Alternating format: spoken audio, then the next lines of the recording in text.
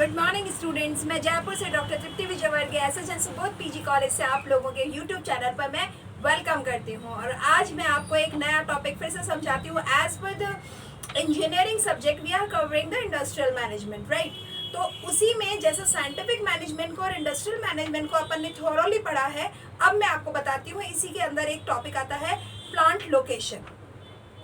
क्या होता है प्लांट लोकेशन या फैक्ट्री लोकेशन? ठीक है, कई बार आपसे फैक्ट्री लोकेशन पूछा जाता है, कई बार प्लांट लोकेशन पूछा जाता है। ये क्लियर चीज आनी चाहिए आपके दिमाग में कि फैक्ट्री और प्लांट दोनों एक ही होते हैं। लोकेशन और लेआउट दो अलग अलग बातें हैं, जो कि एक पूरा टॉपिक है। हो सकता है आपसे पूछा जाए फैक्ट्री लोकेशन और आप समझ लें सिर्फ फैक्ट्री लेआउट, तो यहाँ गड़बड़ हो जाएगी। लेकिन प्लांट और फैक्ट्री एक ही होता है, मगर लेआउट और लोकेशन दोनों अलग अलग होता है। तो सबसे पहले तो ये समझ लो कि लोकेशन और लेआउट में क्या अंतर है और कैसे अलग है। देखो, लोकेशन का मतलब होता है उसका एस्टैब्लिशिंग, यानी वो कहाँ लोकेट है, किस एरिया में लोकेट है, that is the location, right. और बात करते हैं लेआउट की, वो कहता है जहाँ पे भी वो लोकेट है वो किस तरह से उसका लेआउट है, उसकी फिजिकल फैसिलिटीज किस तरह से अरेंज्ड है, दैट इज लेआउट। ठीक है, जैसे एक कॉलोनी का लेआउट हो सकता है, यानी कौन सी सेक्टर्स किस जगह पे हैं, कौन से डायरेक्शन में है। एक हॉस्पिटल का लेआउट हो सकता है। इस तरह से हर एक बिल्डिंग का लेआउट हो सकता है और वो एक मैप पे शो कर दिया जाता है ताकि कि कन्वीनियंसी रहे लोगों को, जो अननोन पर्सन है वो भी वहां तक पहुंच सके, राइट। तो लेआउट तो अरेंजमेंट ऑफ फैसिलिटीज है, जबकि लोकेशन जो है उसकी सराउंडिंग्स के बारे में बताता है, वो कहाँ पे लोकेट है। ठीक है, तो अब बात करते हैं उसकी एग्जिस्टिंग क्यों बताता है। अब जब अगर बात कर रहे हैं फैक्ट्री लोकेशन की, तो ये क्या है, इसको जरा सा समझने की कोशिश करो कि ये फैक्ट्री लोकेशन हम कहाँ अप्लाई करते हैं। तो it apply the basic concept of industrial management system in industry. जब भी आप फैक्ट्री लोकेशन की बात करेंगे तो हमें ये समझ में आ जाना चाहिए कि ये इंडस्ट्री में इंडस्ट्रियल मैनेजमेंट के बेसिक कंसेप्ट को अप्लाई करने का फर्स्ट स्टेप है। यानी इंडस्ट्रियल मैनेजमेंट जो हमने आज तक पढ़ा था कि किस तरीके से ये अप्लाई होता है, उसके एप्लीकेशन में ये फर्स्ट स्टेप है कि सबसे पहले आपको अपने फैक्ट्री की लोकेशन को सेट करना होता है। बोलना बहुत आसान है कि प्लांट की लोकेशन कैसी होनी चाहिए, हम बता सकते हैं कैसी होनी चाहिए, लेकिन जब हम प्रैक्टिकल ग्राउंड्स पे इसके ऊपर डिसीजन मेकिंग करते हैं तो it is very complicated and challenging step. बहुत ही इंपॉर्टेंट स्टेप है। यहाँ अगर जरा सी भी चूक कर दी जाए तो हो सकता है कि हमारी कॉस्ट बहुत ज़्यादा बढ़ जाए, तो जो प्रॉफिट हम कमा सकते थे उस प्रॉफिट का परसेंटेज कम हो सकता है, just because of the choosing of wrong location. ठीक है, इसलिए बहुत ही क्रिटिकल स्टेप है ये और बहुत ही रैशनल डिसीजन डिमांड करता है। अब आगे की बात करता है, it is an important activity as it decides the fate of a business. मैंने अभी आपको कहा, अगर गलत लोकेशन आपने सेट कर लिया तो आपके प्रॉफिट्स कम हो जाएंगे, कॉस्ट बढ़ जाएगी। तो एक तरह से बिजनेस का जो भाग्य है, डेस्टिनी है, वो ही बदल जाएगा। एक अच्छा भाग्य भी दुर्भाग्य में बदल सकता है और एक एवरेज भाग्य भी बहुत अच्छे भाग्य में बदल सकता है, यदि लोकेशन वाले चैलेंजेस को आपने ओवरकम कर लिया सक्सेसफुली, राइट। तो ये एक ऐसी एक्टिविटी है जिसपे बहुत ध्यान देना जरूरी होता है। उसके अलावा कहता है it involves large and relatively permanent investment, क्योंकि आप एक बिल्डिंग को लोकेट करने की बात कर रहे हो, उसमें मशीनरी, उसमें प्रोडक्शन, उसमें लेबर, मटेरियल, मेथड, मशीन, वो सारी चीज़ें अप्लाई होने वाली हैं, तो एक बहुत बड़ा इन्वेस्टमेंट होता है। केवल एक फैक्ट्री की स्थापना नहीं होती है, एक जगह पर एक फैक्ट्री की स्थापना का मतलब है एक पूरी तरह से बड़ा इन्वेस्टमेंट, और उस बड़े इन्वेस्टमेंट के लिए बहुत बड़ी सोच दिमाग में लगानी पड़ती है। ठीक है, तो ये आपको एक एग्जांपल देती हूँ, मैं आपको एक स्टोरी बताती हूँ कि जो टिस्को इंडस्ट्री है, टाटा आयरन एंड स्टील जो कंपनी है जो जमशेदपुर में है ना, उसका जब स्टार्टिंग सेटअप किया जा रहा था, लोकेशन के निर्णय लिए जा रहे थे, तो मैं आपको बताऊं कि बहुत ही चैलेंजिंग था ये पॉइंट बहुत चैलेंजिंग था। तो वहाँ पे जो ये लोकेशन की डिसीजन मेकिंग हो रही थी, उस समय वहाँ की उनकी स्टेट गवर्नमेंट ने उन्हें अलाउ कर दिया था कि ठीक है, जो जमशेद जी टाटा थे, उनको इतने उनकी गुडविल थी, उनकी रेफरेंसेस थे कि उनको कई चीज़ों के फेवर्स मिल गए थे। लेकिन एक लोकेशन को सेट करने के लिए उन्हें ये देखना था कि चाहे वो आयरन हो, चाहे वो कोल हो, पानी हो, इन सब का डिपोजिशन मिलना चाहिए। तो उन्होंने एक ऐसी जगह चूज करी थी जहाँ पे ना केवल रिकॉर्ड मिले उन्हें इन सब चीज़ों के बारे में, प्लस पानी भी मिल जाए तो 2 नदियाँ भी बहती थी और वहाँ पे बहुत गहरा जंगल था, सब कुछ ओके था, गवर्नमेंट का भी फेवर था, लेकिन जो लोकलाइट जो किंग्स थे ना उस समय, उन लोगों ने उनको इतना फेवर नहीं किया।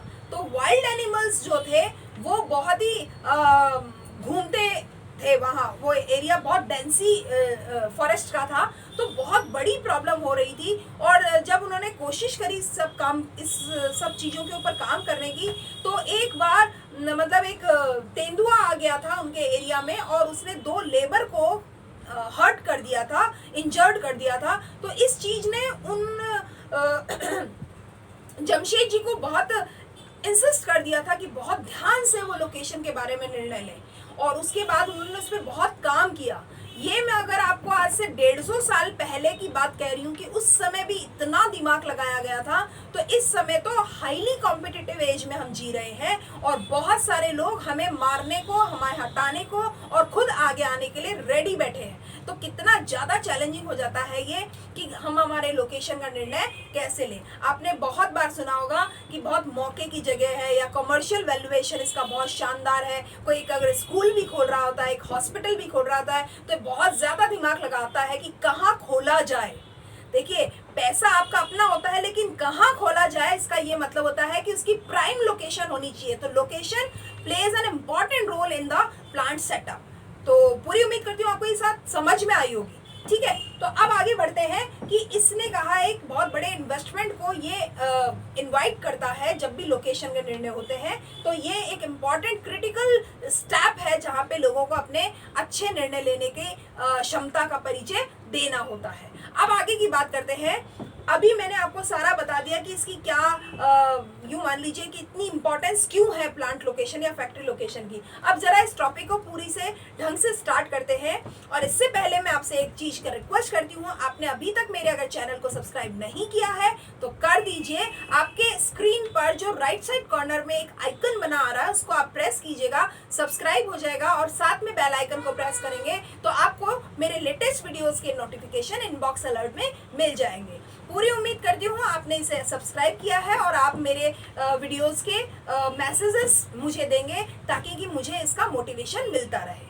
ठीक है, अब आगे बढ़ते हैं, अपने टॉपिक को स्टार्ट करते हैं। कहता है कि क्या डिफाइन करेंगे आप इसको, तो अगर मैं डेफिनेशन फॉर्म में कहूँ तो ये कहना चाहिए, location which in consideration of all factors affecting products delivered to the customer, cost of product to be manufactured will afford the enterprise the greatest and advantages obtained by the virtue of location। ये कहता है उस location की वजह से उस product के जो कि बनने वाला है उसको, उसकी कॉस्ट और उस कंज्यूमर को जहां आप ये प्रोडक्ट भेजने वाले हो, उन सारी बातों को जो फैक्टर्स इस पर प्रभाव डाल सकते हैं उन सब पे दिमाग लगाते हो। That is the factory location. यही है फैक्ट्री लोकेशन, यानी from beginning of the beginning, start of the beginning. तो ये कहता है जहाँ से शुरू करते उससे भी पहले जो शुरू किया जाए वहाँ से लेकर के, और कंज्यूमर जहाँ तक आप एंड यूज़र है उसको वो प्रोडक्ट डिलीवर करोगे या प्रोवाइड करोगे, वहाँ तक के संबंधित सारे फैक्टर्स को सोचना फैक्ट्री लोकेशन होता है। ठीक बात है। अब आगे की बात करते हैं। अगर फैक्ट्री लोकेशन ये है तो इसे जो हमारे एक्सपर्ट हैं उन्होंने, जो स्मिथ हैं, उन्होंने इसे डिफाइन किया है। उन्होंने कहा है it stands for that spot where in consideration of business as a whole the total cost of production and delivering goods to all the consumer is the lowest. ये कहता है ये वो जगह का सिलेक्शन है जहां पर हम चीज को बनाने से लेकर के कंज्यूमर तक प्रोवाइड करने तक अपनी कॉस्ट को लोएस्ट लेवल पर रख पाए। ठीक है, यानी अपना कॉस्ट को मिनिमम रख पाए। बस यही स्पॉट का सिलेक्शन प्लांट का लोकेशन है। ठीक बात है। अब जरा आगे बढ़ते हैं, इसकी ज़रूरत क्या पड़ती है। अभी मैंने आपको इसकी इंपॉर्टेंस बता दी, मैंने इसको डिफाइन भी करके बता दिया। अब बात करते हैं इसकी ज़रूरत क्यों पड़ती है, कब पड़ती है। देखो, मेनली 3 सिचुएशन ऐसी होती है जब हमें प्लांट लोकेशन के निर्णय लेने की ज़रूरत पड़ती है। और ऐसे कौन कौन से सिचुएशंस हो सकती हैं, परिस्थितियाँ हो सकती हैं, जरा सुनिएगा। ये कहता है 3 ऐसी परिस्थितियाँ हैं जहाँ पे हमें निर्णय लेने की ज़रूरत पड़ती है। एक तो कहता है जब भी हम एक नई संस्था को खोल रहे होते हैं तब हमें ज़रूरत पड़ती है, या नंबर 2, अगर हमने संस्था तो ऑलरेडी खोल रखी है, अब इसका एक नया यूनिट खोल रहे हैं, यानी हम एक्सटेंशन कर रहे हैं, तब हमें जरूरत पड़ती है। और एक कहता है अगर हमें ग्लोबल लोकेशन करना हो। ग्लोबल लोकेशन का मतलब है आज तक इंडिया में अपनी यूनिट रन कर रही थी, आज इंडिया से बाहर अपनी यूनिट को सेटअप कर रहे हैं। in that moment we need to take the decision regarding plant location। तो मुझे ज़रूरत पड़ेगी कि मैं अपने फैक्ट्री लोकेशन से संबंधित अपने निर्णय को लूँ, क्योंकि मैं ग्लोबलाइज कर रही हूँ अपने बिजनेस को। ठीक बात है। तो यानी या तो हमें नया बिजनेस खोलना हो या एग्जिस्टिंग बिजनेस को एक्सपेंड करना हो, यानी एक यूनिट मेरी मान लीजिए जयपुर में है और दूसरी यूनिट मैं साउथ इंडिया में खोलता हूँ, तो उसको भी चीज को परस्यू करने के लिए मुझे लोकेशन के निर्णय लेने पड़ेंगे। और एक तीसरी बात कहता है जब मैं इंडिया में हूँ लेकिन इंडिया से बाहर जाता हूँ, अपने देश से बाहर जाता हूँ, तब भी मुझे लोकेशन रिगार्डिंग जो डिसीजंस हैं उन्हें बहुत ही चैलेंजिंग फॉर्म में लेना पड़ेगा। तो ये तो बात हो गई नीड की। अब बात करते हैं कौन कौन से स्टेप्स इन्वॉल्व होते हैं जब भी प्लांट लोकेशन के निर्णय लिए जाते हैं। तो देखो 4 तरह के स्टेप्स इसमें फॉलो किए जाते हैं। इनकी डिटेल स्टडी मैं आपको अगले वीडियो में बताऊंगी, अभी केवल इंट्रोड्यूस कर रही हूँ क्योंकि बहुत इंपॉर्टेंट टॉपिक है ये इस टॉपिक का कि कौन से स्टेप्स इन्वॉल्व होते हैं प्लांट लोकेशन में। ठीक है, तो अब सबसे पहला लोकेशन में आता है नेशनल डिसीजन, यानी जो हम किस देश में खोलेंगे। इंडिया में मुझे प्लांट सेटअप करना है, अमेरिका में करना है, पाकिस्तान में करना है, या दुनिया के कौन से कोने में मुझे अपना प्लांट सेटअप करना है, ये सोचना नंबर 1। नंबर 2 कहता है रीजनल डिसीजन, यानी मुझे इंडिया में तो करना है, साउथ इंडिया में करना है, नॉर्थ इंडिया में करना है, मिडिल इंडिया में करना है, ये रीजन का सिलेक्शन करना वो। नेक्स्ट कहता है कम्युनिटी डिसीजन, यानी मुझे किस स्टेट में खोलना है ये चीज का, और स्टेट के बाद में साइट का डिसीजन, यानी किस जगह पर किस सिटी में खोलना है उसका डिसीजन। तो ये स्टेप बाय स्टेप आप देखेंगे कि इंटेंसिव डिसीजंस है। केवल एक निर्णय लेना हो कि मुझे इंडिया में खोलना है या अमेरिका में खोलना है तो बहुत ज़्यादा कैलकुलेशन नहीं करनी पड़ेगी कि मैंने कह दिया नहीं मुझे इंडिया में खोलना है। अब इंडिया में कहाँ खोलना है, रीजन देखना पड़ेगा, रीजन में भी फिर कौन सा स्टेट, फिर कौन से स्टेट में कौन सी सिटी, ये सारी चीज़ों में जब आप जितना गहरा जाएंगे उतना ही आपको क्रिटिकल डिसीजन लेने पड़ेंगे। तो ये तो है वो स्टेप्स जब हम इन्हें फॉलो करेंगे। इसका थॉरो स्टडी मैं आपको अगले वीडियो में बताऊंगी। अब बात करते हैं इतनी इसकी इम्पोर्टेंस है क्यों, क्या कारण है कि प्लांट लोकेशन को लोग इतना चैलेंजिंग लेते हैं, इतना इंपॉर्टेंस देते हैं। तो जरा ध्यान दीजिएगा कि प्लांट लोकेशन इसलिए इम्पॉर्टेंट है क्योंकि इसके लिए बहुत सारी चीजें हैं, डिटर्मिनेंट फैक्टर्स हैं, उनको ध्यान देना पड़ता है। और वो कौन कौन से हैं जरा मैं आपको बताती हूँ। ध्यान दीजिएगा कि इसकी इम्पोर्टेंस इसलिए भी है क्योंकि इसके जितने भी रॉ मटेरियल की अवेलेबिलिटी आपको होगी इस पे ध्यान देना पड़ेगा, मार्केट की प्रॉक्सिमिटी क्या होगी उस पे ध्यान देना पड़ेगा। उसके अलावा ये कहता है कि आपके जो कॉम्पिटिटर्स हैं वो किस तरह की नीति को अपना रहे हैं वो ध्यान देना पड़ेगा। क्योंकि एक मिनट के लिए सोचो, मान लीजिए आप एक प्लांट सेटअप कर रहे हो, ठीक है, और आप एक ऐसे डेवलपिंग कंट्री में, अंडर डेवलप्ड है, डेवलपिंग कंट्री में अपना एक प्लांट सेटअप करने की सोच रहे हो, तो आप मान के चलिए कि वो डेवलपिंग कंट्री जो है ना, वहां पे आपको लेबर की जो कॉस्ट है वो कंपैरेटिवली लो आने वाली है।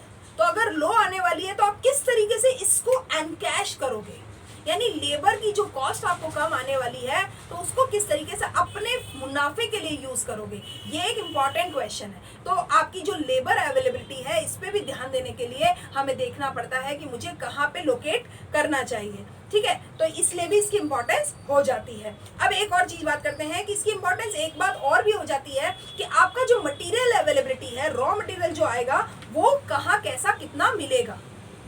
अभी मैंने आपको टिस्को का एग्जाम्पल दिया, क्यों उन्होंने जहाँ जो जमशेदपुर है वहाँ पे आयरन के और स्टील के और थे, कच्चा माल उन्हें इजीली अवेलेबल हो रहा था, पानी उन्हें इजीली अवेलेबल हो रहा है क्योंकि वहाँ 2 नदियाँ बह रही थी, तो इस वजह से उनके लिए ये प्राइम लोकेशन थी, तो एक फेवर्ड या एक प्रेफरेंस्ड लोकेशन थी।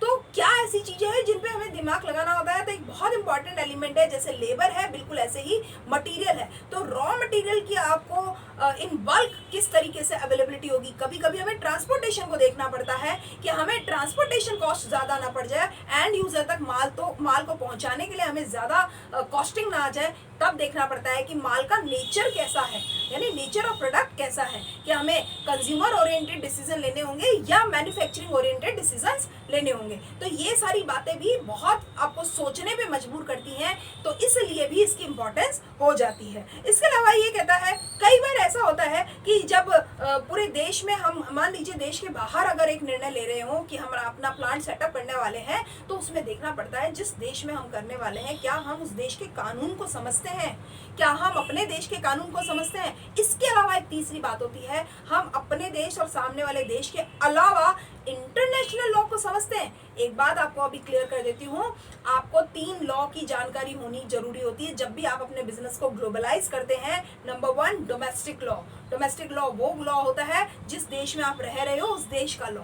नंबर 2 फॉरेन लॉ, जिस देश में आप बिजनेस एक्सपेंड कर रहे हो और डील कर रहे हो उस देश का लॉ, उसको बोलते हैं फॉरेन लॉ, विदेशी कानून।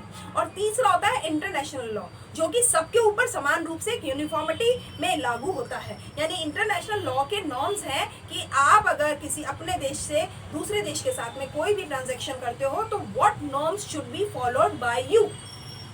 तो इंटरनेशनल लॉ भी आपको बाइंड करता है कि कुछ चीज़ों को आपको कर सकते हो और कुछ चीज़ों में आप नहीं कर सकते हो। तो क्या डूज है क्या डोंट्स है, इन सारी चीज़ों को आपको समझना और अप्लाई करना आना चाहिए। ठीक बात है। और उसके अलावा ये कहता है जो आपका कंपटीशन है उस कंपटीशन लेवल को भी ध्यान में रख करके हमें इसकी इम्पोर्टेंस और भी ज़्यादा हो जाती है कि अगर हमारे कॉम्पिटिटर्स लोकेशन पे इतना सोच लगा रहे हैं तो हमें भी अपने लोकेशन पर ध्यान देना होगा। हमारा लोकेशन ऐसा होना चाहिए जो लोगों को अप्रोचेबल हो। ईजी अप्रोचेबल होना लोकेशन के लिए एक बहुत प्लस पॉइंट का काम करता है, और अगर ईजी अप्रोच नहीं होती है तो एक अच्छी लोकेशन भी खराब लोकेशन में कन्वर्ट हो सकती है। तो इस तरीके से हमने अपने इस लोकेशन का एक ओवरव्यू समझ लिया है। पूरी उम्मीद करती हूँ आपको मेरा वीडियो पसंद आया होगा और समझ भी आया होगा। अगर समझ आया है तो thank you very much and keep watching my videos regularly. Thank you.